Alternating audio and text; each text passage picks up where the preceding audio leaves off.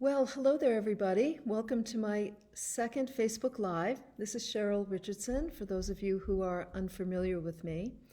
And due to a technical glitch, we lost the Facebook Live that I recorded just a little while ago. So, since many of you have been emailing and posting wondering where it is, I'm going to do it again because I just think it's important. So if you were with me during the last Facebook Live, I'm going to literally cover the same material. Fortunately, I didn't. Fortunately, I kept some notes. And second time's a charm. Just like in television, I find that, when I've had a chance to do things more than once, usually it gets better as you go along. So fingers crossed that's going to happen. During this Facebook Live, I want to talk about how to practice good self-care for both yourself and those you love. So it's about self-care in relationships, or how not to kill each other during this time when things are just pretty crazy. And I have five specific steps, or five gifts that I would like to share with you that you can use to improve both your relationship with yourself as well as your relationship with those that you're in close quarters with for the foreseeable future anyway. So one of the things I want to say is that times like this will either make your relationships or they'll break your relationships. And right now, you want to decide that you're going to use this time to make your relationships work, to strengthen them, to deepen them, to make them even better. When Michael and I lost our cat, Poupon, a couple of years ago, it was a gray cat. Michael named him Poupon. We were both devastated. It was unexpected. It was early. And I remember saying to him, in all my years of coaching people who have gone through difficult times, situations like this, trauma, loss, unexpected tragedy, can often draw a wedge between people. And I said to Michael, I don't want that to happen for you and I. I want to use this time. I want to get through this together. I don't want it to pull us apart. I was very clear about that. And a couple of weeks ago, when the information about the virus came out and it was clear that we were all going to be quarantined for a while, that we were going to have to stay at home, I remember we had the same conversation that this is going to be difficult and we're going to use it to strengthen our relationship instead of have it cause us harm in some way. So these self-care strategies that I'm talking about are really designed to help you take good care of yourself and take good care of your relationships, because honestly, in the end, that's what matters most, is who we love and who loves us, period. Really. So our relationships are precious, but boy, they can feel like a real source of frustration during times like this. So let's decide right off the bat that you're going to use this time to strengthen your relationships. And so the first self-care strategy, hi everybody, thank you for coming here again. Jenny and Muriel and Ev and Monica and Sharon and Susan, thank you, thank you, thank you. I'm glad you're here. So the first self-care strategy to improve both your relationship with yourself and others is accepting what is. All suffering is the result of resisting what is. And right now, many of us are needing to stay home, to social distance, to live in close quarters, to maybe teach kids, juggle working with children. I mean, there's so many different things going on, and we're all in this situation that we didn't ask for. And the emotional suffering that's going to happen will happen as a result of resisting what's going on here. It's sort of like when you put a beach ball underwater and you hold it down and you keep holding it, that resistance takes a tremendous amount of energy and you wind up not feeling very good. So the first thing we want to do is recognize, I'm going to need to accept current reality, and I'm probably going to have to do it over and over again. A lot of times when I get irritable or frustrated, I say to myself, sweetheart, accept what is. This is it for now. Just stay in the moment and accept what is. Also, you want to decide, we're going to use this time as a family, as a couple, as in terms of your relationship with yourself. I'm going to use this time, we're going to use this time to strengthen our relationships. We're going to team together, we're going to band together, team up, and we're going to really do what we can to make this time work for us, essentially. It's so important to stay in the moment. Many of us are becoming future focused. When is this going to end? When am I going to be free again? And instead, when you catch yourself doing that, and you're going to do it, it's just natural. You want to keep pulling yourself back to the present moment. I just want to be here. Your peace exists in the present moment, not in planning for the future or ruminating about the past. Your peace exists here in the present moment. So every day, sometimes every minute of every day, is a constant practice of coming back to the moment, both within yourself and with those around you. So important to practice coming back to the moment when you're frustrated with somebody who's in your life. So number one is accepting what is and deciding we're going to make the best use of this situation so that everybody wins. The second self-care strategy is really important, and it's cutting each other some slack. Now, most of us during this time are experiencing a lot of different things: anxiety, irritability, anger, frustration, feeling trapped. I mean, people's response to trauma is, everybody responds to trauma differently. Everybody responds to fearful situations differently. And what ends up happening is something I talk about a lot, and that is we emotionally regress. In other words, we get our buttons pushed, and suddenly we pop back into the defense mechanisms or the self-care strategies, the sort of self-soothing strategies that kept us safe as children, but they don't work in adult life.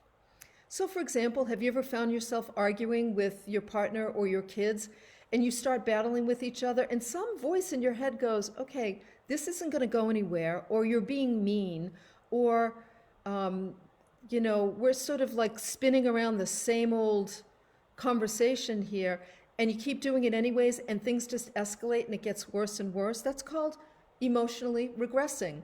Or as Michael and I have a wonderful couples counselor who said to us once, do you want to keep redecorating hell, or do you actually want to do something about this? So when we get our buttons pushed, and all of us are in a situation now where we're invited to get our buttons pushed nearly every moment of every day, when we get our buttons pushed, we regress. And suddenly you're having a fight with your husband, and you think he's 52, but he's actually really 6, and he's talking like a 6-year-old, which then activates your 6-year-old, and you two kids are fighting even though you're in adult bodies. So emotional regression is real. It happens to all of us, happens to me all the time. Becoming aware of it and noticing when it happens to you is so important. Now, what sets us up for emotional regression? When you're hungry, when you're tired, when you're scared, when you're anxious, when you feel trapped, when you're under the influence of alcohol or drugs or food. All of these sorts of things can set us up. It's like it weakens the emotional immune system, and we become more sensitive to emotional regression. And along with that, as I keep saying to people, right now, because we're in a trauma situation, this is a trauma, having to stay home, having to have restrictions put on you and your family, and then contending with this health crisis. For most of us, other traumas and losses from our past are coming up and living in our present day life. They keep popping up. I keep thinking about Pupan and how much I miss him. Michael does too. We talk about it every now and then. I had memories of being a young girl in the hospital when I was 8 years old, and I had to stay in a hospital by myself for almost the whole week. My dad would come in and visit, and my mom, was taking care of kids. And suddenly I'm remembering that time, and I'm thinking, why am I remembering a hospital visit? Oh, because present-day trauma brings up old traumas from the past. So losses you've had, the loss of a job, the loss of a pet, the loss of a loved one, health crises, all of these things start to swim to the surface again. And we have to remember that. It's not only happening for you, but it's happening for everyone in your family, everyone who's in your home. And that's why we really need to cut each other some slack. You know, we really need to just be mindful of that. So I always recommend John Lee's book called Growing Yourself Back Up, and I'll include it in the resource section here when I'm done. You'll get any resources I mentioned will be listed there. I always include his book, Growing Yourself Back Up. It's a little paperback. It's also available as an audiobook. It's one of the handful of self-help books I always recommend that people read. I've read it more than once, and it would be a wonderful time for you to educate yourself about this, because it will not only benefit you now, but it will benefit you down the line for sure. You know, it'll benefit you after this crisis is over. It'll improve all of your relationships.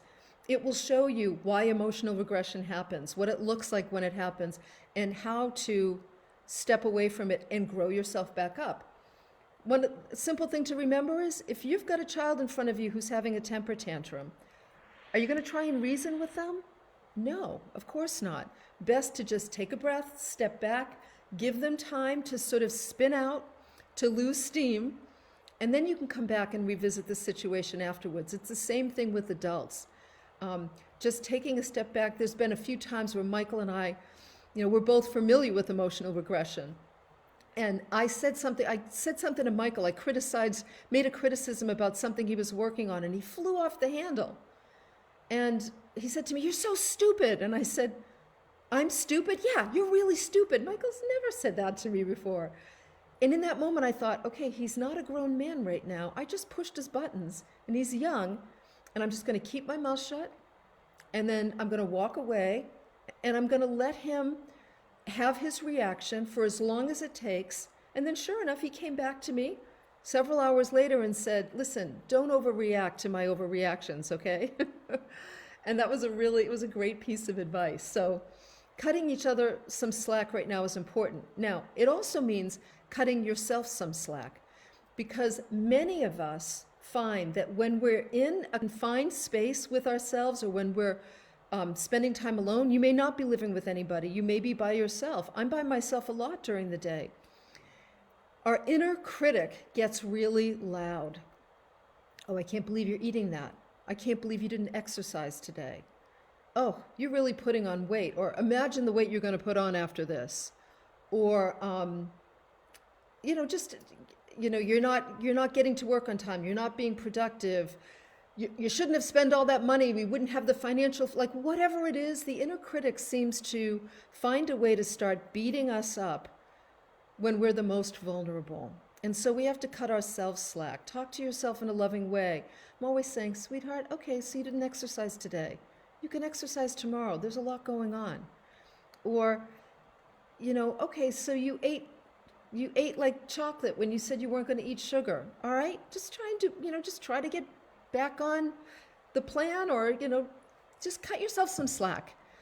Speak lovingly to yourself. Let the internal voices that are critical, especially when you make mistakes, let those internal voices be a prompt to inspire you and encourage you to engage with that young part of you that is feeling beat up, so that you can say to that young part of you, "Hey, you know what? Let's remember what really matters here," which I think a lot of us are getting connected to right now, what really matters. Let's remember what really matters. Beating yourself up isn't a good idea. So cutting yourself some slack and cutting others some slack around you is just so important. That's self-care strategy number 2. Self-care strategy number 3 is to create space, both inside and out. Many of you have heard this. I can't stress enough. Not only is it important to get outside, to connect with Mother Nature, to see the beauty that's around you, the emerging season, whatever it might be. For some it's fall, for some it's spring. But it's also important to get out so that you give people who are left at home, if there are people left at home, or if there are pets left at home, give them space as well. So just in terms of physical space, it's so important to give yourself the feeling of freedom, being outside in the open, fresh air without walls. And then also giving the people that are left behind, left in the home, a chance to kind of breathe as well. And I mentioned pets because I learned when we had Poupon, our cat, I learned from a good friend of mine who was a vet that animals are so sensitive to our energy. I mean, I knew this anyways, having an animal, and those of you who have animals, I'm sure you know this as well. Our animals are picking up our energy all the time. And when you go outside, you actually give your animals a chance to rest, to not be on alert. And my little cat's ears were always going when I was around. You give them a chance to rest too. So getting outside gives everybody some breathing room. You also want to create space inside. You want to negotiate with those that you're spending time with for space of your own, maybe space to meditate, space to read, space to work. I know plenty of people who are cleaning out their basements and putting, a desk and a chair in the basement or creating a little gym. Consciously negotiating space with your loved ones, excuse me, is really important so that people have what they need. Now, it's not only physical space within your environment, but it's sensory space as well. Michael loves noise, loves to have the sports radio on. He can be working, he can be doing his writing, watching TV, and texting with people. I need silence. My system needs silence. I am not good with a lot of noise. So he and I have had to negotiate.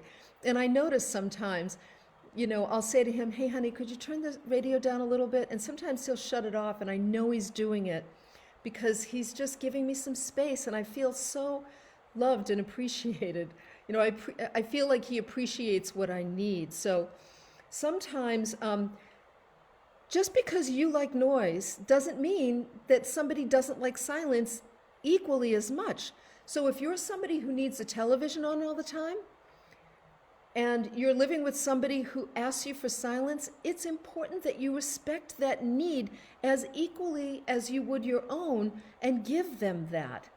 Or, go watch television on an iPad in another room, or, I don't know, just negotiate for the space you need and both the auditory space and the physical space that you need. That's really important.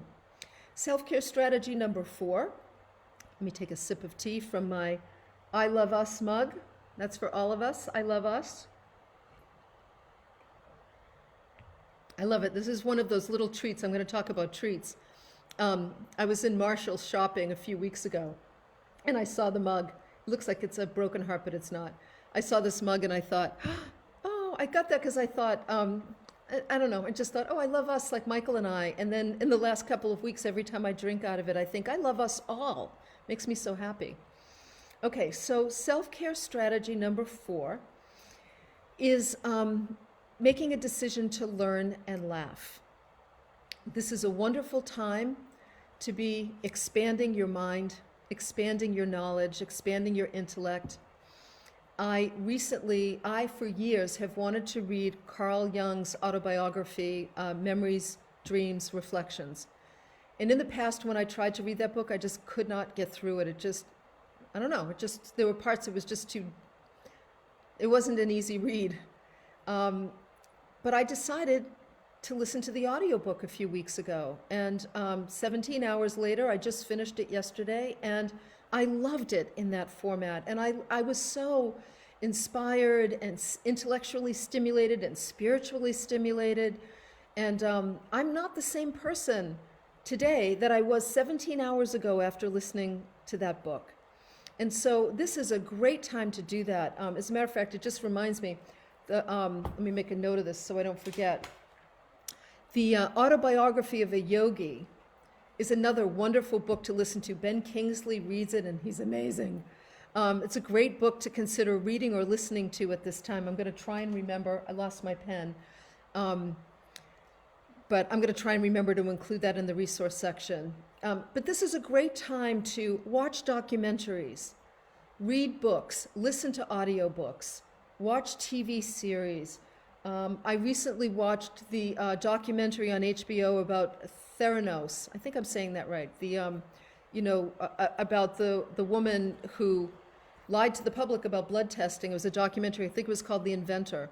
That was fantastic. I watched Macmillions about the series of, it was, I think, 6 or 7 episodes about the monopoly scam that happened with McDonald's. That was fascinating about how they uncovered that. And it was, to me, it was very compelling. I've been watching documentaries. And so I'm inviting you here, as I did in the last Facebook Live, any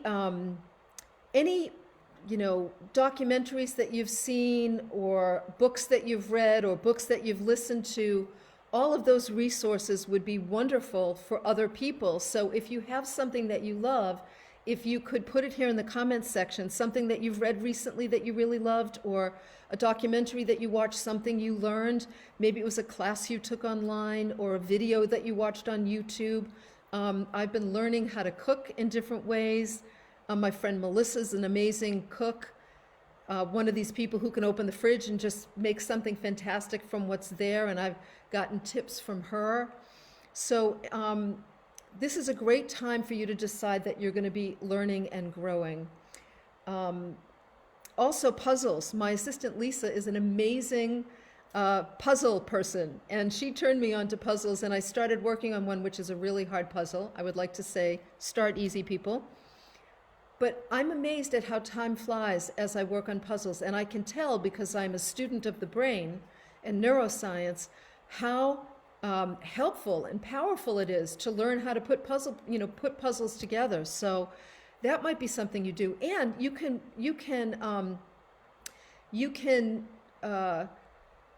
do a puzzle while listening to an audiobook at the same time. Some of Carl Jung's autobiography I listened to while I was doing a puzzle. It was great. So yeah, learning is such an opportunity, and laughing as well.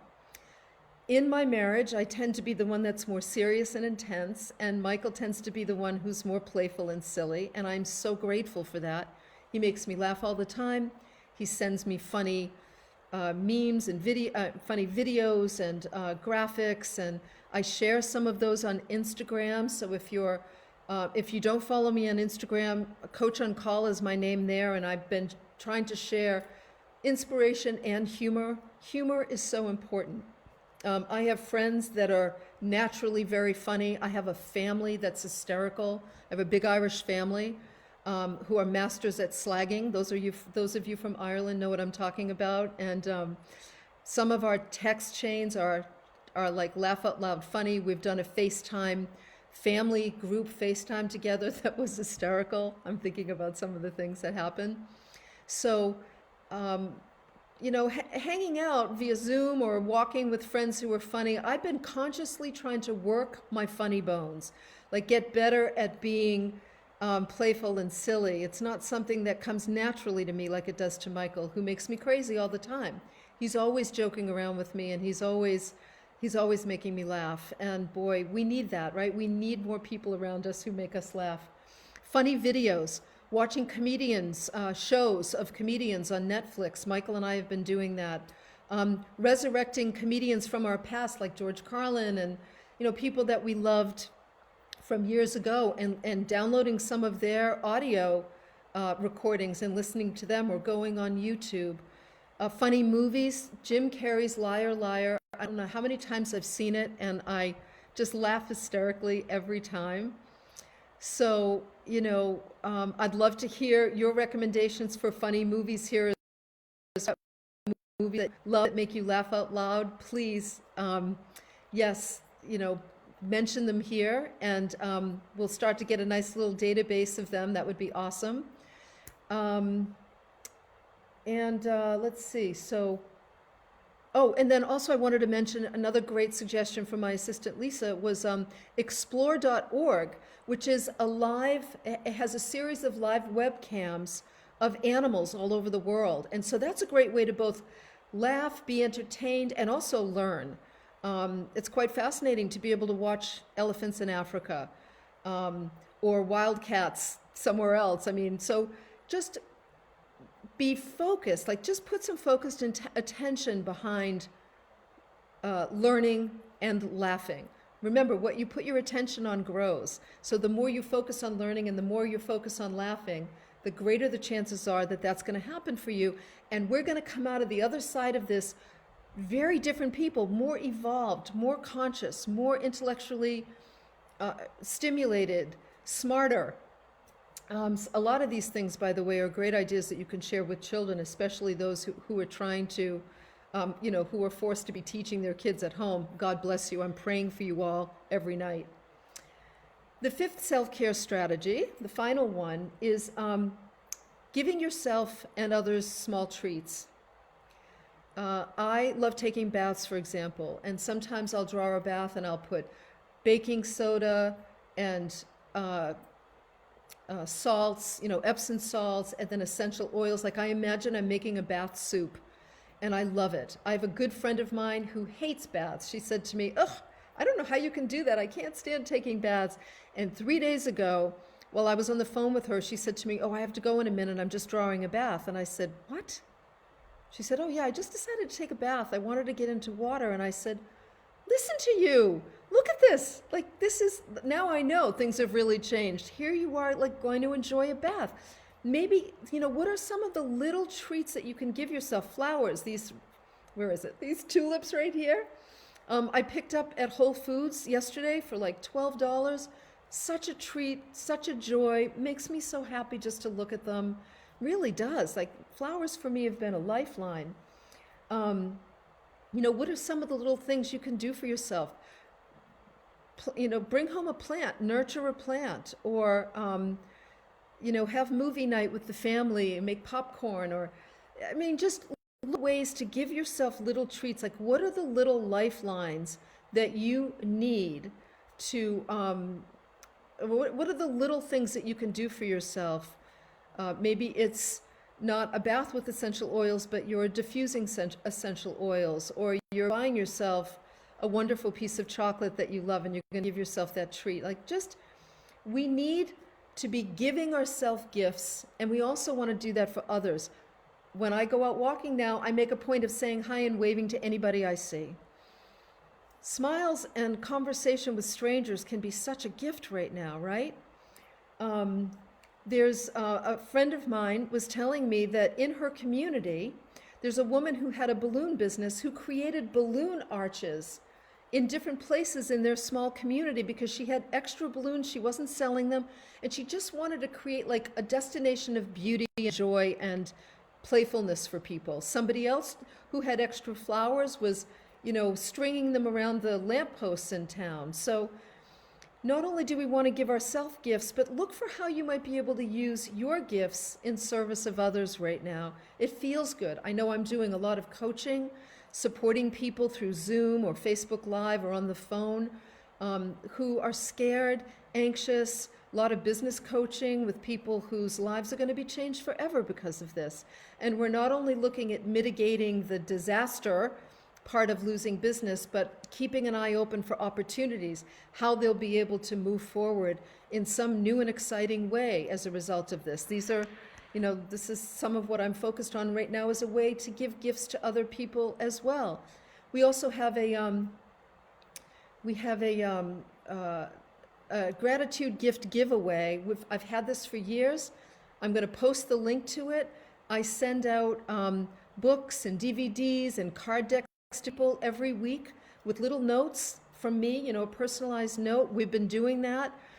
So if you want to get on the list, we'll email you first to confirm your address, and then I'll send you out a gift. Just sharing with other people. And also I wanted to mention the other night when I was taking a bath, I got a charcoal mask from Anne-Marie Gianni. It's a company I love. I've mentioned them before. And I love them. I support them in any way I can. And I was doing a charcoal mask in the tub, and I thought, gosh, I used to do this all the time when I was younger, and I had time. And now I'm doing it on a regular basis. So I'll include a link to them as well. I think they have a sale going on this week. They'll probably be having sales going on for a while. So little treats to yourself, little treats to other people, another important way to practice good self-care with your relationships. So again, I'm just going to, remind you, accepting what is and deciding you're going to use this time to strengthen your relationship with yourself and your relationship with those you love. Cutting each other some slack. Please, please, please remember, don't take things personally right now. A lot of what will get triggered for you and your loved ones isn't about present day and you. It's really about fear and anxiety. So let's cut some people some slack. Create space, take space for yourself, give people the space they need, learn something new, laugh as much as you can. Look for reasons to laugh. Look for reasons to laugh. And be good to yourself with little treats and give gifts to others as well, as much as you can. You know, giving feels really good. It just does. I know it does for me. And as long as you're practicing good self-care and taking care of yourself, giving to others is actually a way to gain energy and to feel a lot better. So during this time especially, be really gentle with yourself. I think of Karen Drucker's song, Gentle with Myself. It's a beautiful song. And just reminding yourself to be gentle. It takes an enormous amount of energy to energetically and emotionally and psychologically process what's going on at this time. And the more news you watch, the more energy it takes. And not only that, but a lot of us have a tendency to try and keep our anxious feelings under wrap. We try to stop ourselves from feeling what we feel, and it's like holding a beach ball underwater. I don't want to feel this, I don't want to be anxious, I don't want to be nervous, and you're expending a lot of energy trying to keep these feelings under wraps. So you might need to sleep more. You might start napping when you never did before. You may end up sleeping later in the morning, and the inner critic might want to give you a hard time about that. Don't let it. Let yourself have more rest. Give yourself some good food. The loving thing to do is to stay 6 feet away from people and to stay home as much as you can for right now. Things are going to change. I promise you they're going to change. And when they do, the new normal is going to be something extraordinary. I have no doubt. The longer this goes on, the more I believe that actually. We are not going to be the same people after this. And I think who we're going to be, especially if we practice self-care, both for ourselves and for each other, who we're going to be is somebody quite amazing. All right? Thank you, everybody. I'm so glad you joined me again. And as I said, this is the second time I'm recording this because the first one got lost. And I've tried to remember, I tried to cover everything I covered in the first one. But please keep adding favorite books, TV series, funny movies, all of that here in the comments section whenever you watch this video. And because people will refer back to this and we'll get a nice list going of great resources. All right? Thank you all for being here with me. Be really, really kind to yourselves. Please, please, please. We'll get through this and I'll see you again real soon. All righty. Bye.